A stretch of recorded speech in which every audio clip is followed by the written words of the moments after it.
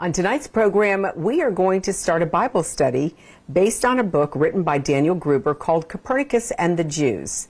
The premise of Mr. Gruber's book is to highlight the fact that during the time of Copernicus's day, Copernicus believed and taught that the universe does not rotate around the earth, that it rotates around the sun. Well, just like then, the church was wrong about the cosmos. And of course, today, the church is wrong about Israel and the Jewish people and God's end time plan for them. So we're going to delve into this Bible study, and I want to thank you for joining us. I want to welcome you. My name is Laurie Cardoza-Moore, and I am the president of Proclaiming Justice to the Nations. The mission of PJTN is to educate Christians, Jews, and all people of conscience about their biblical responsibility to stand with our Jewish brethren and defend the state of Israel against the rise of anti-Semitism. That's what this program is about, PJTN Online, and I'm glad you tuned in tonight. We produce these award-winning programs, documentary films. We distribute them to our 21 global media partners in 200 nations, reaching 2.6 billion viewers every week. So we're delighted to have you on our program tonight. And we designed this program with you in mind because we hear from Christians throughout the week asking questions about their biblical responsibility to stand with Israel. What does that look like? What does the Bible say in these last days? And what is my responsibility?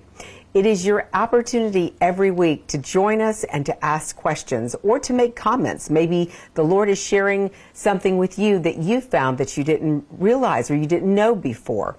So we want to take this opportunity to engage in this conversation. Since our mission is to educate and activate Christians, Jews, and all people of conscience, we want to provide this engagement platform for you, your family, and your friends. We want to hear from you about your personal thoughts, your personal journeys. We also want to encourage you to become a PJTN watchman. You know, the role of the watchman is to stand guard, to stand watch, if you will, to inform the inhabitants of a city when an enemy is coming or approaching the city. And as a watchman, if the watchman sees the enemy advancing, the responsibility of that watchman is to warn the inhabitants of the city. If the watchman fails to warn the inhabitants of the city and any innocent blood is shed, it will be required of that watchman. However, if the watchman warns the inhabitants and the inhabitants refuse to listen and pay heed to the watchman's cry, then if any innocent blood is shed, it will be required of them. That is our role at Proclaiming Justice to the Nations, to sign up PJTN watchmen who will stand their guard in their community around the world. Christians do make up the largest number of people on the planet, and that's why we are reaching Christians around the globe so that no matter where our Jewish communities lie, that they will always have a watchman in their city to speak out against anti-Semitism and to make sure they're safe. So if you hear about any anti-Semitic incidents occurring in your community, we want to hear from you. So again, you can email us at comments@pjtn.org. In the news this week, I always like to address some of the hot topics that are going on. And one of the specific things that I want to talk about is the Democrats are facing an internal battle over an anti-BDS bill in Congress. And this was reported in The Hill this past weekend. But apparently there is an anti-BDS bill working its way through the House and through the Senate. And many people are against this bill because they say that it violates people's free speech rights. We have to be very clear first about what is the boycott, divestment, and sanctions movement. Who is it affecting? Is it illegal to counter it or to stop it? So first and foremost, the BDS movement, the boycott, divestment, and sanctions movement, is being fueled by anti-Semites. It is an anti-Semitic movement because in this movement, they are falsely accusing Jews of being occupiers of land that doesn't belong to them, that they are treating the Palestinians like during the apartheid era South Africa season or time when blacks were persecuted by the whites, and there is no evidence to substantiate this position. In fact, you'll find evidence actually to the contrary.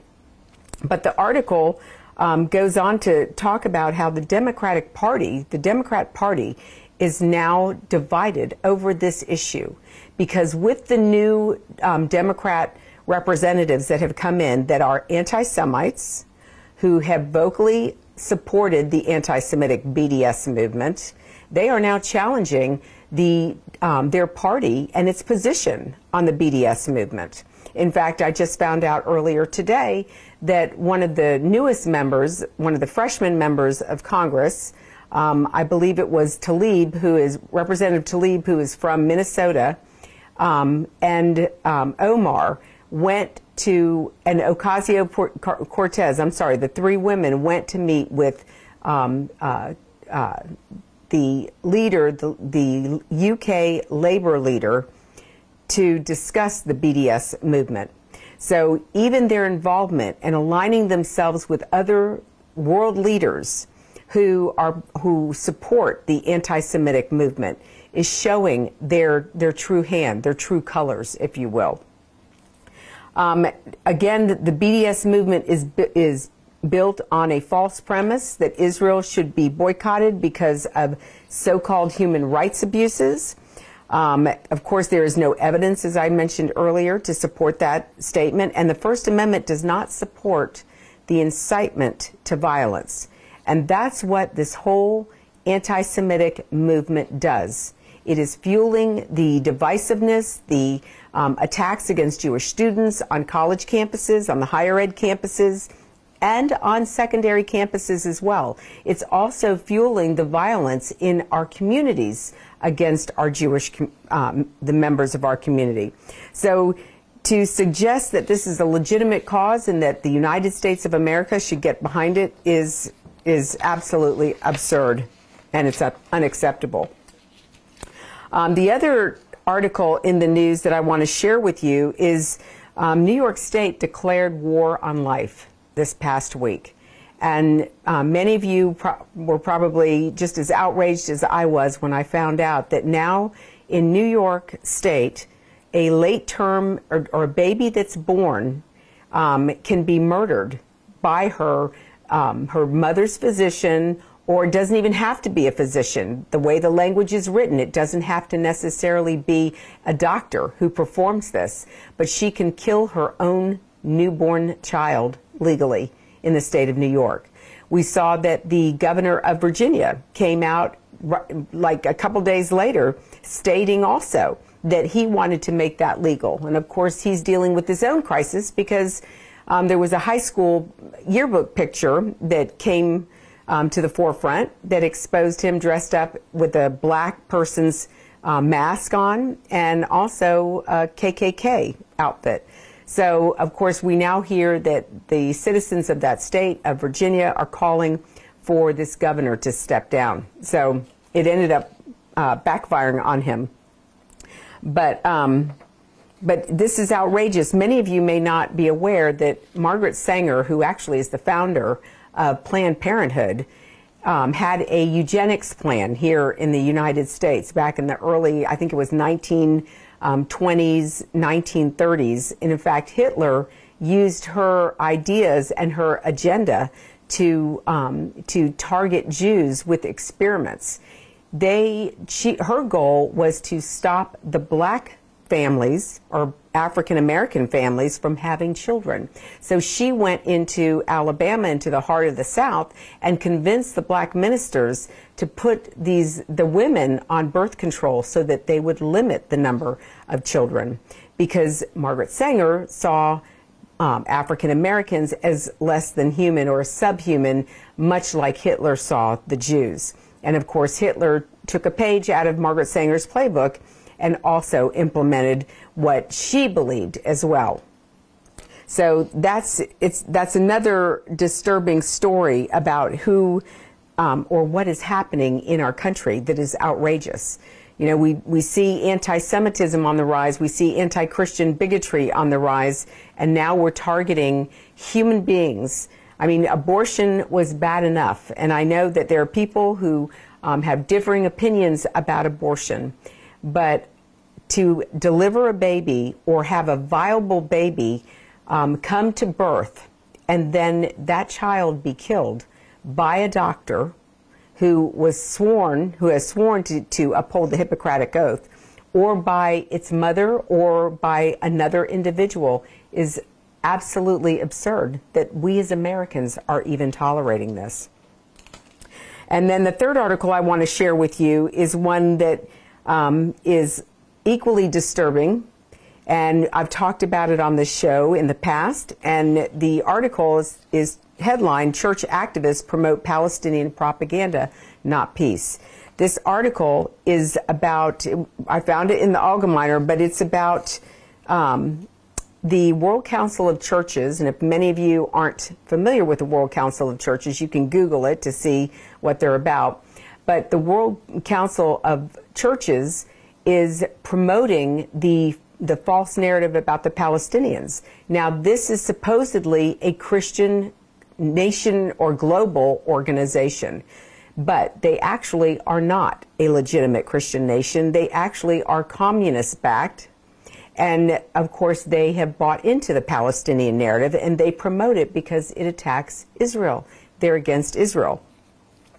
But they have, there was a recent decision, the World Council of Churches decision comes on the heels of a decision by the Israeli government to expel the temporary international presence in Hebron.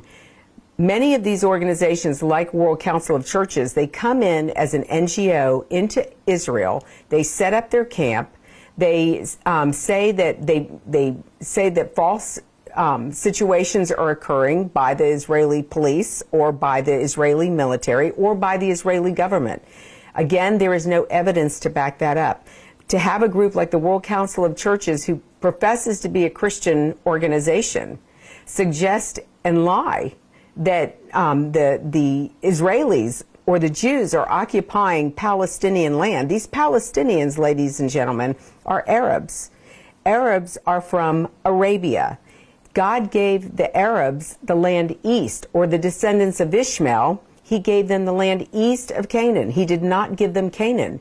God chose Canaan for Israel, for all 12 tribes, and God chose to put his name in the city of Jerusalem.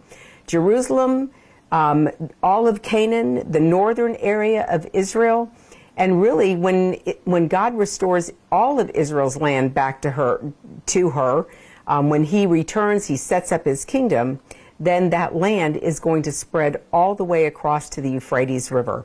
So it's going to be a lot more land than what they have, what the Israelis or what our Jewish brethren have right now. So we have to be very careful, ladies and gentlemen, of the people and the organizations that we listen to. There was another story, an article that just came out today. I'm just going to quickly talk about it because we're going to talk about it in greater depth next week. But apparently another organization has come out. The Israeli government has filed a document, an expose, if you will, on organizations who are involved in boycotting, divesting, and sanctioning, promoting that movement within Israel, and that these people that are tied to the BDS movement are also tied to groups, terrorist groups like Hamas and the Muslim Brotherhood. And unfortunately, there are several Christian organizations who are listed within this group that has associated themselves with Hamas. We know that World Vision back in 2018, we did a segment on World Vision, because World Vision, a Christian organization, international, that used to do a lot of great work, and I'm sure in some areas still do. However, they hired a Palestinian, an Arab, who had ties to Hamas to distribute the money that Christians had donated to this organization. That money ended up in the hands of terrorists to launch missile attacks against innocent Israeli citizens. So we have to be very, very careful and watchful, and we have to listen to the rhetoric, remembering that as Christians, We choose to believe or have a biblical worldview. We don't base our worldview on somebody else's political positioning or based on lies or deception. Unfortunately, that's what we're contending with. And when you're dealing with the media, not just the mainstream media here in the United States, but around the world, who continue to recite the same narrative, this false narrative, falsely accusing Israel. The Bible is very clear, ladies and gentlemen. We're going to be judged one day. We know that because in Joel chapter 3, the Lord said that in the last days he's going to bring the nations into the valley of Jehoshaphat, and he's going to enter into judgment with those nations right there in that valley on account of what they did to our Jewish brethren and what they did to Israel. Those nations represent individuals too, ladies and gentlemen. We all will be held accountable for what we did or what we didn't do to stand with our Jewish brethren in their hour of greatest need, especially now as we're watching anti-Semitism on the rise. We see this anti-Semitism and this anti-Zionism that is growing globally because of this global BDS movement. And that's why PJTN has targeted this issue to expose it as an anti-Semitic issue. It is not based on fact. Again, ladies and gentlemen, there is no truth to substantiate this position. All they do is recite it over and over. And in our a documentary, Boycott This, if you're not familiar with the BDS movement and you want more information so you'll be more informed to share with your family and friends, I want to encourage you to visit our website at pjtn.org, go to our store page, and order a copy of Boycott This. We filmed that documentary in Israel, and we actually interviewed Arabs who were Muslims, who were Christians. We interviewed Druze, Bedouin, and the story that they told us was amazing because it wasn't the narrative that we hear from the false propagandists who are out there accusing Israel of being occupiers and using South Africa apartheid tactics against the Arabs. But it was amazing to see how Arabs were telling us that, you know, their Muslim friends in other surrounding countries didn't have the freedom that they have in the state of Israel. But sadly, anti-Semitism is growing among Christians again, too. And we've seen that historically. You know, if we look back in history since the time of Christ, there has been anti-Semitism within the church. It's been pervasive and been even troubling and worse at varying times throughout history. But historically, it is replacement theology that fuels anti-Semitism in Christianity, using New Testament scriptures that are quoted out of context to falsely accuse the Jews of killing Jesus. We know that Yeshua came on his own. He knew why he came. He knew that eventually he was going to have to give his life to pay for the penalty of our sin. And he went willingly to the cross. But anti-Semitism is born out of ignorance, whether it's, you know, spiritual ignorance or political ignorance, and that's why our programs are so important, because we counter that false narrative. We counter that ignorance with information, with facts and truth. The purpose of our award-winning programs and documentary films is to confront that ignorance with biblical truth. And if you would like more information about the history of Christian anti-Semitism, I would encourage you, go to the store page at pjtn.org, order a copy of The Forgotten People, Christianity, and the Holocaust. And there's also a whole list of Focus on Israel shows. They're 30-minute programs. We're going to talk a little bit more about that. They're on the store page, too. You can order copies related to different topics. And we try to bring all of those issues to our audience to help bridge that gap with our Jewish community so that we'll be in relationship, because one day Jews and Christians are going to come together. In fact, they are coming together now, and we were told that in the book of Isaiah, when God told the prophet Isaiah that in the last days that Ephraim would stop being jealous of Judah, and Judah would stop vexing Ephraim, and they would unite together against the enemies coming out of the west. So again, visit our website, PJTN.org, go to the store page, order a copy of our award-winning films. Now we're going to take a quick break to show you another way that you can be involved as a PJTN Watchman by financially supporting our mission and our organization around the globe. When we come back, we will continue our study with Copernicus and the Jews. This month marks the 70th anniversary of the historic Declaration of the State of Israel. God's sovereign hand can be seen all over this land. Included in the celebrations is the opening of the American Embassy right here in Jerusalem. In honor of this celebration, PJTN is offering a special 70th anniversary package, which includes a captivating new book and an award-winning DVD. Israel Rising is a unique visual story of Israel's miraculous journey from unforgiving desert to thriving nation. Thousands of years ago, the prophet Ezekiel foretold a future time in which the arid land of Israel would come alive for its people. Now this breathtaking book documents the fulfillment of this vision, as rarely seen photographs from the 1880s to the 1940s are juxtaposed with recent photos of the same locations. This book will inspire and captivate you as it illuminates Israel's foretold awakening in a new and unforgettable way. In addition, you'll receive the award-winning documentary, Israel Indivisible, The Case for the Ancient Homeland. This inspiring film examines the many political twists and turns that make Israel the world's most controversial nation. From Abraham and the Promise to the issues facing the Jewish state today, the film examines the historical, archaeological, legal, and biblical foundations for the modern state of Israel. This is a limited time offer for these two remarkable resources for just a one-time gift of $70 today. Your generous donation will help ensure that PJTN stays on the front lines and in the headlines of all the important issues facing Israel and our Jewish brethren. So please go to PJTN.org today. Welcome back.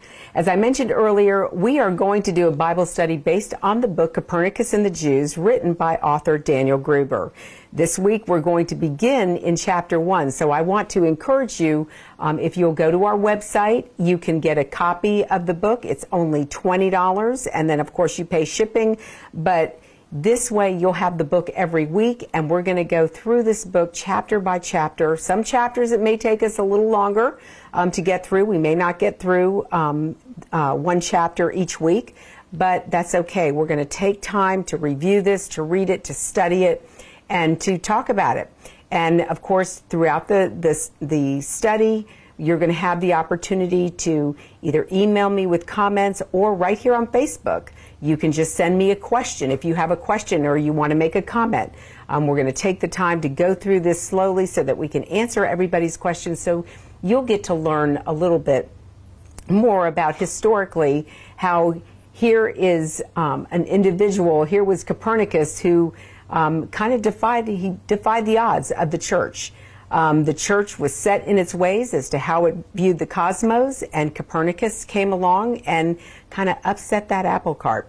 And of course, because at that time, the church, back in the 1500s, 1600s, was also the political ruling body. So you had the religious entity and you had the political entity together. And when people came against the teachings of the church, they were basically coming against the government. And Copernicus challenged this status, and we're gonna learn more about that. So Daniel Gruber uses the premise that just like the church was wrong about the cosmos back then, the church is wrong about Israel, because too many within the Christian church have adopted replacement theology and supersessionism. And of course, that has fueled anti-Semitism historically throughout Christianity. But the study is going to show us the miscalculations within Christianity that has ignored the covenant God made with Israel. So, to begin our study, Nicolaus Copernicus, just to give you a little background on who Copernicus was, his name was Nicolaus. He was a Polish astronomer who revolutionized planetary astronomy and who laid the foundations of modern developments and technology. He was born in 1473 and died in 1543 at the age of 70. So he lived a good, long life. And the technology, ladies and gentlemen, and the mathematics and what we enjoy today, the advancements that we have today, are a direct result of what Copernicus, how he changed and revolutionized the way we saw the cosmos. He was elected as a canon of Frauenburg, acting as representative of the cathedral chapter. He was knowledgeable in mathematics, astronomy, medicine, and theology. So I want to we're going to read through this book and this first chapter, and I'm going to just stop to make comments from time to time. In the time of Nicolaus Copernicus, the heavens and all that was in them revolved around the earth. This was not a belief that needed to be argued. It was simply an observable fact. Every day, the sun rose in the east and set in the west. Every month, the moon circled the earth in a regular cycle.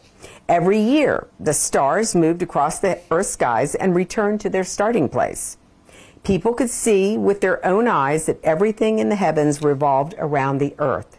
Scientists, mathematicians, and philosophers affirmed it. Religious doctrine did too. There was, however, one small problem. The known planets, in the course of their travel through the heavens, did not follow what could be called an orbit around the earth. Sometimes they went backwards in the sky instead of forwards, and they did not move at a regular speed relative to the earth. They moved in continual defiance of the science of the day, the theology that sanctified it, and the common sense that upheld it.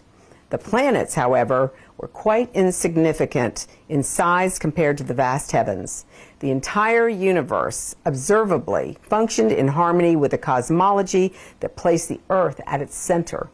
So although the planets wandered from their proper course and did not have, according to mathematical prediction, it was not a cause for concern.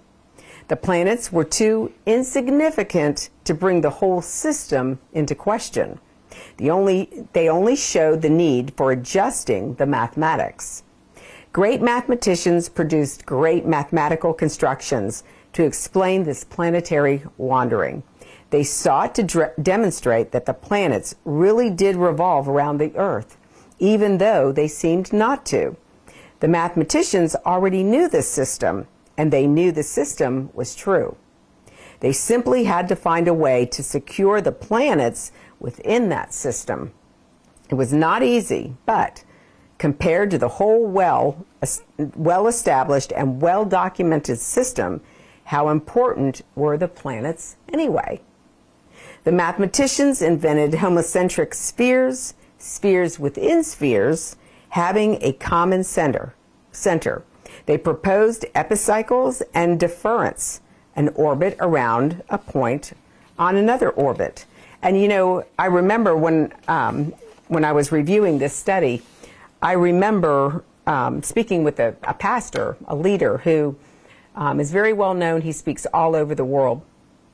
And we were talking about the issue of replacement theology and supersessionism. And I told him that I didn't agree with that. And he absolutely, emphatically agreed that God had replaced it. Now we're under the period of grace. The Jews were under law. That was the past. We're no longer under law. I don't know what law we're under, but we're not under the Torah anymore. That's what these theologians who support replacement theology have convinced us of. But he said that now we're under grace. And I said, well, how do you reconcile Romans chapters 9 through 11? And he said to me, he said, I call that blink theology. I said, blink theology? I've never heard that term before. He said, yes. He said, when I come to a passage in the Bible, when the theology or what is written doesn't fit my theology, I blink past it. Ladies and gentlemen, I don't know if that bothers you as much as it does me, but it's very disturbing, because here is a man who has taught many Christians around the world, and this man won't even reconcile, just like in Copernicus's day. They didn't want to be bothered with all the specifics of how everything operated, even though Copernicus was challenging it during that time period. They didn't want to. They wanted to figure out another way. Maybe it was their mathematics that were off. They didn't want to question what had theologically been accepted within the known church. And they weren't willing to look outside of their theological boxes. And the same is true about many pastors today when it comes to Israel. Because God made a covenant to Israel. He said he was going to scatter them to the four corners of the earth, but one day he was going to regather them and bring them back into their land. Ladies and gentlemen, from the time that the Jews were in the land, which was during the Roman period, which was when Yeshua lived, it was when the Second Temple was destroyed, there were still Jews who lived in Israel throughout history, but the majority of them were dispersed. All Israel was dispersed. And then they started to slowly come back to the land. We saw that back in the late 1800s, and of course in the early 1900s, and then we saw the establishment of the modern state of Israel in 1947, when the United Nations voted to partition the land and give the Jews back a portion of their ancient homeland. And we know Churchill had a lot to do with that. The UK was heavily involved. In fact, Churchill wrote a white paper about giving the Jews back their land. In fact, Churchill was going to give them all of the biblical homeland. But the Arab countries surrounding Israel were upset. And so that's how Israel ended up with the little sliver that they have today. So it's fascinating to see that even though during that time the church was unwilling to look at the evidence and say, wait a minute, maybe we've missed something here, and maybe we need to reevaluate what we believe. Instead of doing that, the church doesn't want to. It wants to stand on years of doctrines and traditions and theology that is not based in truth. It is not based in the Word of God.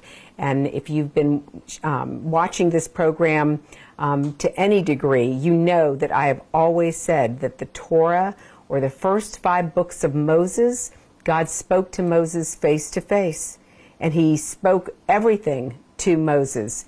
And if we can't base our belief, if it wasn't spoken to Moses, then either we have misinterpreted or we are rewriting God's Bible. And we're also told that we are not to add to or take away one word, not one jot, not one tittle of the Word of God. And so we're also warned that if we teach one of the little ones to go astray, to not follow his Torah, then it would be better for a millstone to be wrapped around our neck and be thrown into the depths of the sea. That's how serious this is to the Lord. And we understand why. Because for years, for centuries, Christians have been ill-informed and uneducated about these truths, because most Christians, you know, as I was raised Catholic, I was taught as a young girl, you can't read the Bible because you're not smart enough to interpret it. Well, unfortunately, many people did start reading the Bible. And of course, with reading the Bible, that then came revelation and understanding. So it's critically important that we understand that as well.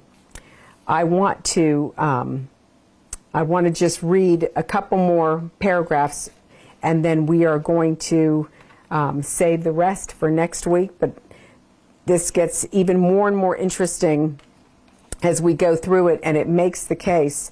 They designed, continuing on, they designed eccentrics, orbits with a displaced center, when these proved insufficient to account for the observed motion of the planets. The mathematicians and astronomers creatively combined their devices. They produced epicycles on deference and eccentrics on eccentrics in deference. There was no factual justification for their mathematical constructions. Let me repeat that.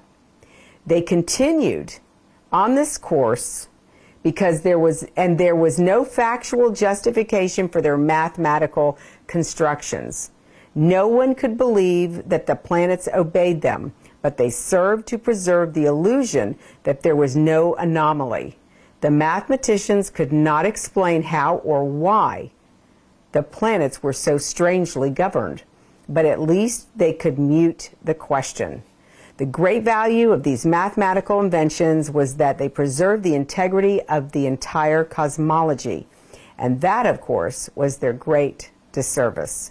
The mathematical accommodations gave the illusion that the anomaly did not exist, and thereby eliminated the need to question the whole system. The mathematical solutions preserved the false cosmology, and in so doing, hindered people from discovering what was true. The mathematical solutions negated the little bits of data which showed the falsity of the entire system. No information, new or old, could challenge the system because the system itself provided the means by which all information was interpreted. Copernicus's teacher still believed that the structure of the universe was about as described by Aristotle and Ptolemy, and their beliefs placed them in an ancient tradition. But their attitude towards those beliefs was not ancient. Conceptual schemes age with the succession of the generations that behold them. At the beginning of the 16th century, men still believed in the ancient description of the universe, but they evaluated it differently. Their concepts were the same, but they saw new strengths and weaknesses in those concepts. So the ancients had wisdom, but there was an unsolved problem in their cosmology. Those who followed the ancients stayed within their traditional cosmology, but adjusted and modified some aspects of it. They modernized it. These changes made the system more accurate, but they never confronted the real problem. The system, the cosmology, the conceptual scheme, and the earth at the center, the ancient tradition itself was wrong, irredeemably wrong. No modification or adjustment could change that. And ladies and gentlemen, it is the same. You can see how the author is building the case that even back then, the church would make slight adjustments, but the church was not going to remove the premise of what it had established. They were going to keep the doctrine. They were going to keep the tradition of what they believed about the cosmos. They were not going to alter it. And for what they didn't understand, they would just simply make adjustments. And how true has that happened with our Jewish brethren? Most Christians do not know that the Bible is a book written to Israel, for Israel, and about Israel, and that God made a covenant with Abraham, Isaac, Jacob, and their descendants that would be eternal. It would never end. But then came along Christianity, and Christianity didn't like. And this was when and I'm not talking about, Christianity or the new converts that were converting to Judaism and that were following Yeshua and following his disciples that kept the Torah. They did keep the Torah. So did Yeshua. Unfortunately, there was a group of Gentile theologians who came up, like Constantine, like John Chrysostom, like Marcion, some of the early Gentile church fathers, and they changed. They took and altered and adjusted what they wanted, modifying the truth, the biblical truth, to fit their narrative. And of course, we see how Christianity has gone on a whole different trajectory than what was originally intended. And so that is going to be our lesson for today, ladies and gentlemen, and I hope that you've enjoyed this teaching, and I hope that you're going to make a point of tuning in next week. But right now we're going to take another short break, and when we come back, we will close our program with my comments. From studying history, it's very clear that what starts with the Jews never ends only with the Jews. We must strongly stand against any anti-Semitic trends, for if not stopped, they'll cause harm to all of us, and we'll witness the downfall of our Judeo-Christian Western culture. Today, many people say there's no longer a need for a Jewish state, that Jews around the world no longer need a place of refuge. But anyone who has heard recent statistics about the worldwide rise in anti-Semitism would never make such a claim. The reality is that neo-Nazi groups and Nazi sympathizers are increasing around the world. Surveys show that over 1 billion people in the world harbor anti-Semitic attitudes. Close to 50% believe that Jews have too much power in the business world, and 2/3 of the world's population has never heard of the Holocaust or believe the historic accounts of it are inaccurate. If there's one thing history has taught the Jewish people, a place they can go in time of need is essential, and Israel fulfills that role. But the need for a Jewish state is not limited to being only a refuge for Jews. Jewish tradition in Israel grants full rights for women and people of all races, faiths, and gender. This tradition is what often makes Israel among the first countries to send doctors and field hospitals to any place where a natural disaster occurs, utilizing their medical advances to save lives worldwide. Muslims, Christians, and people of every faith, or those of no faith, have the freedom to worship or not worship as they choose. For Muslims, the Jewish state goes out of its way to provide this freedom. For example, every Israeli university gives students the option of deferring their exams during the month of Ramadan. The Knesset calls off all sessions at sunset during Ramadan to ensure that Muslim Knesset members can break their fasts with the traditional iftar dinner. In an open and democratic manner, opportunities for education, advancement, and careers exist for all citizens in the Jewish state. Sadly, such rights and opportunities do not exist in any of the Muslim Arab states. For example, in neighboring Jordan, Jews cannot become citizens. And in Saudi Arabia, no non-Muslim can become a citizen. Saying that Israel must cease to exist as a Jewish state while accepting that other countries define themselves as Muslim is pure hypocrisy. In most of these countries, no rights exist for non-Muslims, women, and the LGBT community. Don't let yourself be manipulated by evil people with a wicked agenda. When the self-serving villains are in control, good people from all religions suffer. Muslims, Christians, and all people of conscience should stand proudly and show respect for a country that gives so much to the world in so many ways. Do your part, do your research, and do what you can to make a difference. Because what happens in Israel does affect us all. This is not just a Jewish or just an Israeli problem. This is a problem for all humanity, for each and every one of us who believe in freedom and human rights.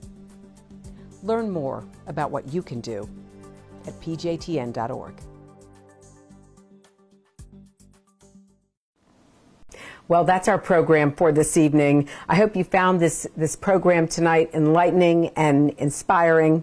And we're going to continue our conversation next week. So I hope that you will join us, and remember to invite your family and friends to join us as well. Remember, we're going to start this study on Copernicus and the Jews. You can go to our website, the store page. We have a copy waiting there for you. It's $20 plus shipping and handling. And we'll get that book in the mail to you straight away, so you'll have a copy of it for next week's lesson as well as we do our study. Remember to share this program with your Facebook friends. I know you all know how to share, but like it also. We need as many people liking our program and sharing our program with others so that we can each be a part of being a watchman to educate our family and friends as well. I also just want to remind you to go to our YouTube. This teaching is going to be posted on our PJTN TV YouTube page. So if you want to go back and watch it, or you want to send a link from our YouTube page to your friends through social media, or email it out and encourage them to join us, give them a little sampling of tonight's lesson, I would be so grateful. If you haven't signed up as the subscriber, you can do that now.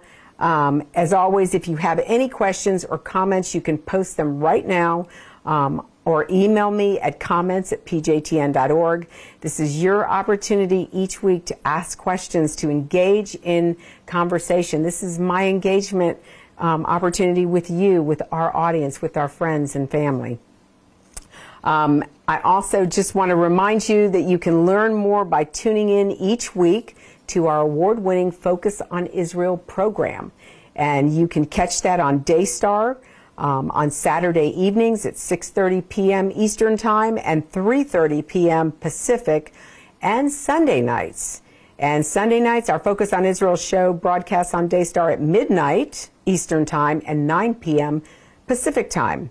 You can also visit our events page on the website for upcoming programs where I may be speaking in your area. So I'd love to meet you and hope you'll come out. If you would like to arrange a speaking event for me to come speak to your community, your congregation, church or synagogue, or your school, we would be happy to come and do a speaking engagement for you and a screening of any of our award-winning films. I also want to just encourage you to please continue to keep Israel and our Jewish brethren in your prayers around the world. With the rise of anti-Semitism, with the attacks against Israel, with Iran just launching that new missile, we need to be standing with our Jewish brethren, and we need to be on our knees praying for them as well. We're reminded to pray for the peace of Jerusalem. May they prosper who love thee. Think about that, ladies and gentlemen. If we pray for the peace of Jerusalem, that we will prosper, the Lord will, he says right here in his word, that we will prosper who love thee. And the city of Jerusalem is the city of our God. And if you haven't been to Israel, Jerusalem is my favorite city to be in the whole wide world. And you can feel God's presence there. And even God's written his name in that city. If you were to look from a satellite image or a satellite up in the heavens, down on top of the city of Jerusalem, God said in his word that he would write his name in that city, and he literally has. There are 3 ridges that look like the shin, the letter of Yahweh, of God. And he said he would write his name in that city. And there are 3 ridges and 2 valleys that make up the shin, the Hebrew letter for God. And he said he would do it, and he has. It's a fascinating story, ladies and gentlemen. I'm so delighted to be able to share this study with you, and I'm so delighted that you were able to join me in this study as well. I also want to remind you, please send us your prayer requests. I know that many of you have problems. We do get emails and we get letters. People write to us asking us to pray for them, for health, for family members. And so I just want you to know that we're here to pray for you. So please let us hear from you. Send us your prayer requests so that we can be standing with you in your hour of greatest need. I also just want to remind you, like us on Facebook, follow us on Twitter and on Instagram, and of course, subscribe to our PJTN TV on YouTube and share our programs with your family and friends. I want to thank you for joining us again this evening, and I just pray the Lord's blessings upon you for caring, for being concerned about the apple of God's eye. And that's the most important thing to him, is Israel.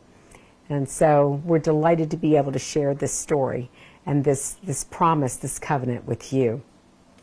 Until next week, I'll see you, and I look forward to hearing from you. God bless you, and thank you for all you do on behalf of our Jewish brethren and the State of Israel. To support this program, send your tax-deductible gift to Proclaiming Justice to the Nations, P.O. Box 682711, Franklin, Tennessee 37068.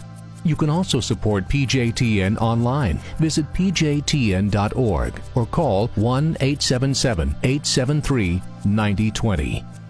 Anti-Semitism has reached epic proportions, and Israel is now surrounded by nations who seek its destruction.